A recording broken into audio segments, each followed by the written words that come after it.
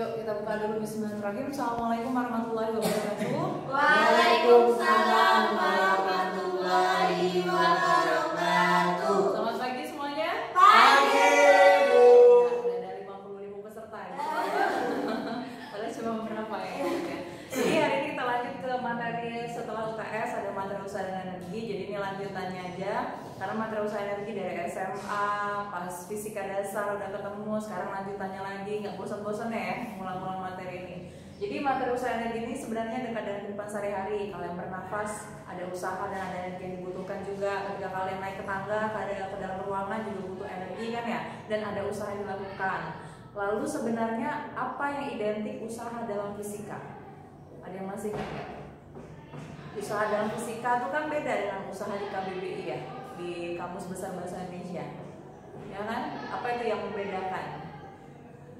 Kira-kira usaha yang misalnya orang udah melakukan sesuatu aja udah dibilang usaha, berarti kan? Tapi di fisika apakah dia dikatakan sebagai usaha?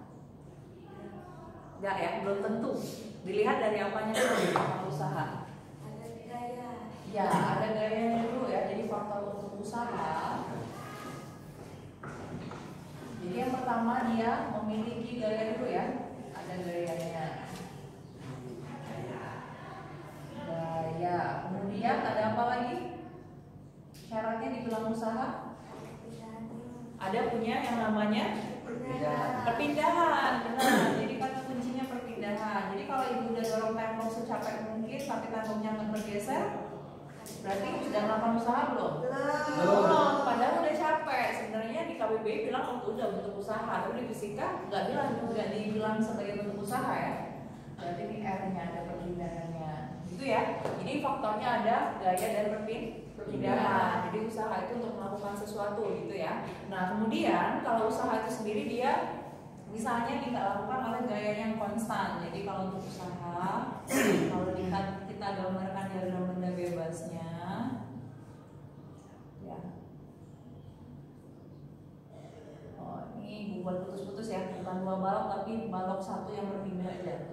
Nah di sini nih letak F-nya, letak S-nya yang biasa kita kenal perpindahan, gitu kan.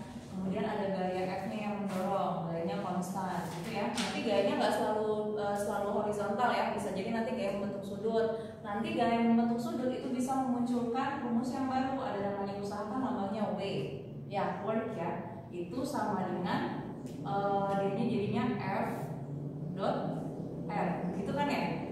Nah nanti kalau misalnya ada gaya yang membentuk sudut misalnya, gayanya itu ganti jadi seperti ini, gitu ya. Nah kan jadi kita harus pressing dulu. Ini jadinya F sin atau F cos?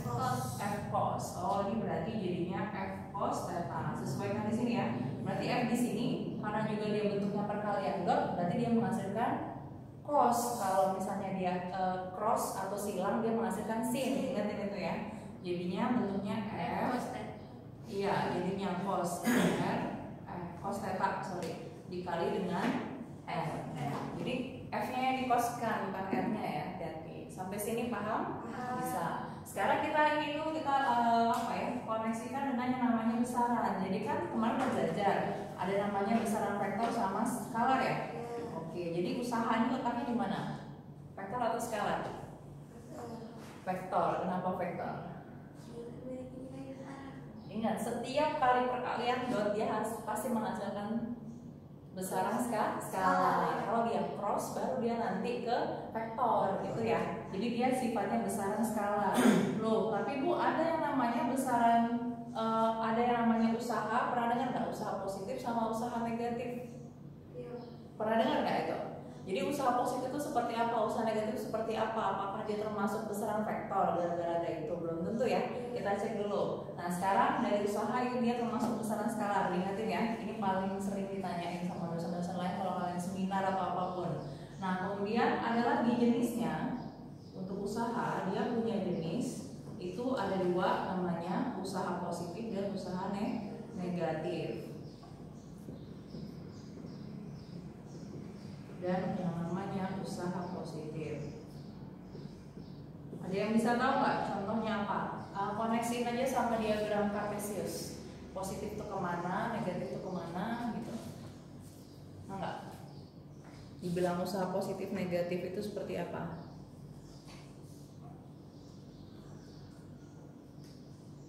Ada yang tahu nggak? Misal ya, ada misalnya orang di sini, ya, dia bawa balok ya. Jadi ketika ibaratnya dia membawa balok, ini kan posisinya misalnya di bawah dulu ya. Gini dulu, di sini dia permukaan tanah, baloknya di sini dulu ya ceritanya. Nah, ini dia mau angkat nih. Pas dia angkat, kalau misalnya nanti baloknya ke atas, diangkat ke atas, itu berarti usaha positif. Berarti dia namanya usaha positif. Contohnya tadi orang angkat balok atau misalnya naruh apa ya, kayak orang-orang jualan tuh tanpa di atas kepala, itu namanya usaha positif. Tapi ketika dia nanti udah pegang terus diturunin ke bawah, itu namanya usaha negatif. Contohnya apa? Gampang loh, angkat ember. Ya kan ya? Ember kan taruhnya di bawah sini kan, berarti dia melakukan usaha negatif. Nilainya aja yang berupa positif negatif, tapi tidak menunjukkan arahnya, enggak, bukan dia berarti vektor, bukan, tapi usaha bernilai positif saat dia diangkat ke atas, usaha negatif pada saat dia ke bawah. Udah selesai kayak gitu. Itu ya, sampai sini ada yang mau ditanyakan? Belum? Nah, oke ya. Jadi kalau istilahnya tadi, kalau menaikkan kotak dia ke atas positif, menurunkan kotak dia negatif, itu ya. Kemudian juga ada namanya usaha yang dilakukan oleh gaya gravitasi. Nah, kalau gaya gravitasi pun sama, oleh gaya gravitasi. Jadi gaya gravitasi juga bisa melakukan ini ya, usaha ya istilahnya, memberikan pengaruh. Sama, ketika gaya gravitasi pun sama, ketika usaha negatif berarti dia menurunkan balok juga, terasa lebih berat gitu. Nah, kesini berarti dia menaikkan balok, gitu ya. Ada yang masih ingat nggak usaha satuannya apa? Usaha satuannya apa? Joule ya. Nah, ini ada belum? Satuan usaha ya, satuannya adalah joule. Nah, dia satuannya joule apa? Ada joule aja satuannya? Banyak loh kalori. Ya kan ya, IRG kan ya. Bisa kalian di buku fisika dasar nanti konversinya ya. Ada banyak kok adanya satuan-satuannya. Atau misalnya ibu tulisin kalau misalnya satuan joule dia berdasarkan SI ya, satuan internasional. Kemudian kalau dia CGS dia IRG atau Dyne centimeter. Ada namanya Dyne centimeter atau dikenal sebagai IRG, itu satuan dari CGS. Padahal sebenarnya di sekolah udah sering pakai joule ya. Ada lagi namanya dari USA dan UK itu foot pound. Jadi dia pakai satuan itu. Foot pound. Banyak konversinya, ini berdasarkan dari USA dan UK. Nah, itu ya kira-kira ya untuk satuan dari usaha, banyak sebenarnya. Jadi usaha itu nggak cuma satu ya, misalnya kayak kita dorong gerobak ya, satu bapak yang dorong gerobak bisa dibantu nih sama anak-anaknya yang lain. Kira-kira banyak nggak usaha yang dilakukan untuk dorong gerobak itu? Banyak kan ya. Nah, jadi namanya usaha total. Jadi kalau misalnya usaha total atau ini nanti jadinya W total, itu berarti sama dengan W1 itu ya, ditambah W2 ditambah W3 ditambah dengan sebanyak WN pokoknya. Itu ya, sebanyak apapun usaha totalnya. Jadi kalian harus lihat dulu usaha totalnya, bisa jadi ada yang dorong, ada yang dorong gerobak, ada yang narik gerobak, macam-macam kan ya. Jadi bisa plus minusnya nanti diarahin aja kalau untuk totalnya. Oke, sekarang kalau grafiknya, grafik untuk usaha terhadap gaya terhadap perpindahan, ini grafiknya.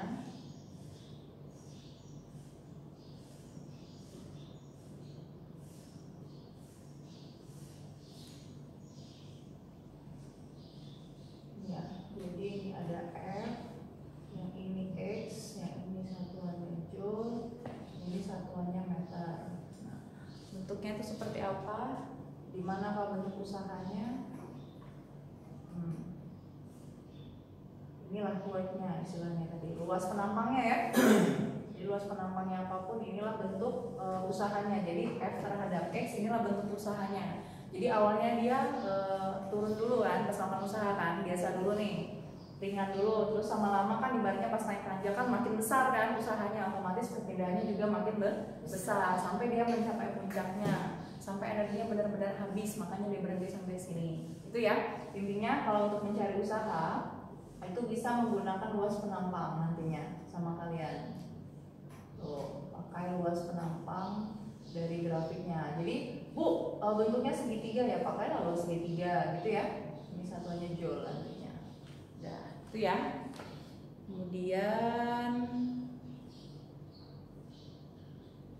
oke, kalau udah ke usaha kita main ke energi sekarang ya. Nah, kalau untuk energi sendiri,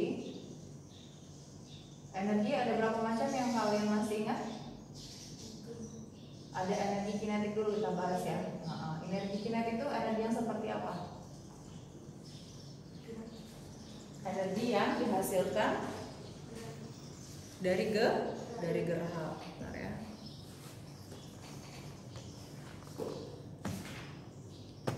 Oke, jadi kalau misalnya untuk energi kinetik, ini energi yang dihasilkan dari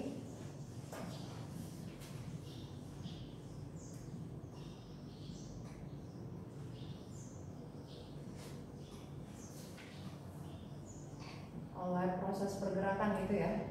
Satuannya apa energi? Sama ya, joule juga. Makanya dibilangin ada nanti teorema hubungan usaha dan energi kayak gitu ya. Nah, sekarang kalau energi ini termasuk besaran apa? Dia termasuk besaran skalar. Ingetin aja kalau nanti usaha juga skalar, ini juga pasti skalar itu ya, karena ada hubungannya. Kemudian kalau di hubungan energi kinetik sama usaha itu kita analogikan jadi W sama dengan EK2 dikurang EK1, atau istilahnya nanti dia pakai delta EK. Berarti perubahan energi kinetik sebelum sama setelah itu membentuk jadi suatu bentuk usaha, ada selisih energinya. Nah, kemudian kalau untuk rumusnya sendiri bagaimana? Jadi kan kita start dari W ya. Dari W itu tadi rumusnya apa? F kali R atau F kali S, boleh ya? Terserah. Kita nggak usah pakai sudut dulu deh, kita anggap dia gayanya sejajar horizontal, nggak usah pakai sudut. Sekarang kita pecahin satu-satu. S ini bisa nggak dipecahin jadi bentuk, ini kan bisa GLB ya. Jadi kalau S ini bisa nggak diubah ke dalam bentuk rumus GLBB yang kita pakai kemarin? Ada 3 rumus itu. Ada nggak yang masih ingat? S sama dengan itu loh. Ya, yang pakai ini VT kuadrat gitu ya, sama dengan V0 kuadrat itu pakai plus minus apa ini 2A AS. Ada S nya di sini ya. Nah, berarti S itu setara dengan VT kuadrat di sini dikurang V0 kuadrat gitu ya, dibagi dengan 2A gitu. Dah, itu ya. Kita anggap dia positif aja deh, makin lama makin cepat dianya. Sudah sampai sini, boleh kali ya Ibu substitusin ke sini ya. Oke, berarti W ini sama dengan F bisa dipecah pakai hukum 2 Newton. Oke, M kali A, itu ya. Oke, ini tinggal diganti, berarti rumusnya jadi VT kuadrat dikurang dengan V0 kuadrat dibagi dengan 2A. Oke, ada yang bisa kita coret? Ada, nih ya. Makanya lah tadi ada hubungan rumus ceritanya seperti ini karena ini ada rumus M VT kuadrat. Ini setengahnya Ibu keluar boleh kali ya ke depannya, dikurang sama V0 kuadrat, selesai gitu. Makanya di sini jadinya W itu sama dengan EK2 gitu kan ya. Ini kan bentuk rumus energi kinetik dikurang dengan EK1. Sampai sini paham ya koneksi rumusnya seperti apa ya? Mereka sama udah belajar sampai sini kok mereka. Tuh ya, udah canggih belajarnya gitu. Oke. Ini ya. Kemudian teoremanya. Usaha dan energi. Ini ya. Jadi kalau teorema usaha dan energi khusus energi kinetik, intinya yang pertama, kalau lajunya bertambah,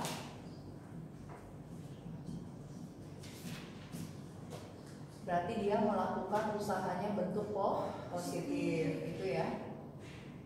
Nah, kemudian kalau lajunya berkurang, Nah, kenapa harus pakai laju tinjauannya? Kelajuan, kecepatan, karena ngomong energi kinetik ya. Tuh, berarti usahanya dia berkurang atau jadi negatif. Itu ya. Ataupun ada juga sih dibilang katanya ketika usaha dilakukan oleh gaya neto atau gaya bersihnya pada sebuah benda hanya mengalami dia perubahan laju gitu ya. Jadi usaha yang dilakukan itu sama dengan perubahan energi kinetik benda atau sama seperti ini. Sampai sini paham? Bisa ya? Oke, gampang deh. Ada yang tahu contoh-contohnya apa?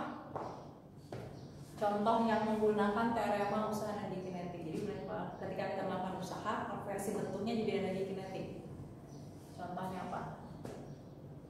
Gampang kok. Ayo, yang paling gampang. Ketika kalian berjalan, ya kan kalian melakukan usaha. Bentuknya energi kinetik kan, jadi ada kelajuan ya, ada perpindahan juga. Berarti ketika orang berjalan, apalagi bentuknya paku yang dipukul oleh palu, ya kan ya? Jadi dia ada usaha ketika mukul kan, ada energi kinetik, otomatis dia langsung nancep ke dinding kayak gitu kan. Jadi paku yang dipukul oleh palu masih banyak kok.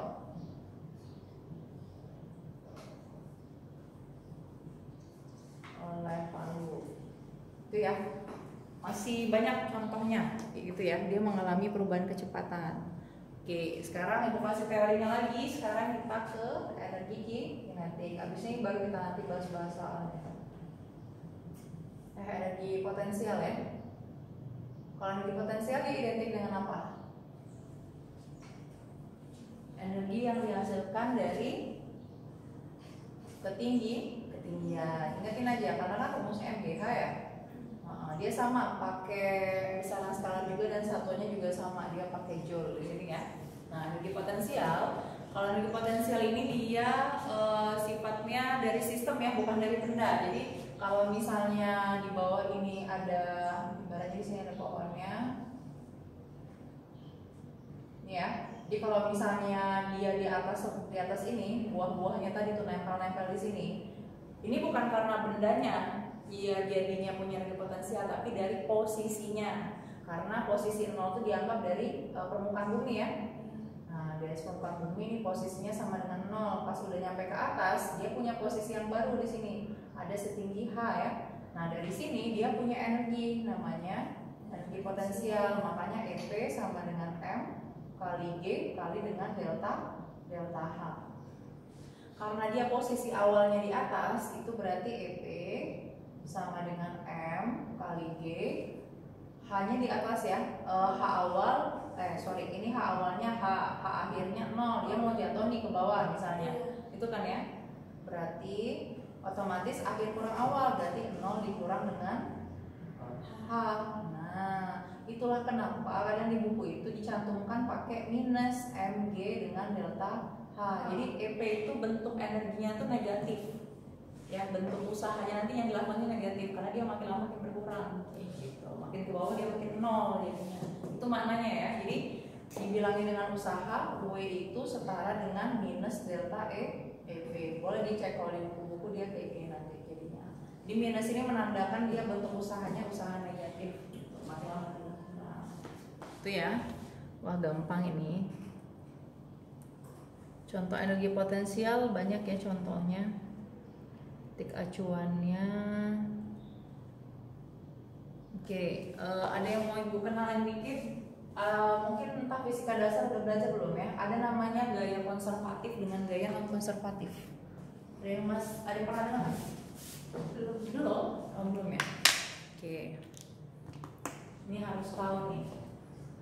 Jadi gaya itu dia ada 2 macam. Ini kaitannya juga dengan energi pun sama. Ada namanya konservatif dengan non konservatif. Nah, apalagi ini? Nanti ada kaitannya sama hubungan energi. Jadi kalau gaya konservatif ini adalah gaya yang tidak dipengaruhi oleh lintasan. oleh lintasan. Ini ya. Nah, sedangkan non konservatif ini adalah gaya yang dipengaruhi lintasan.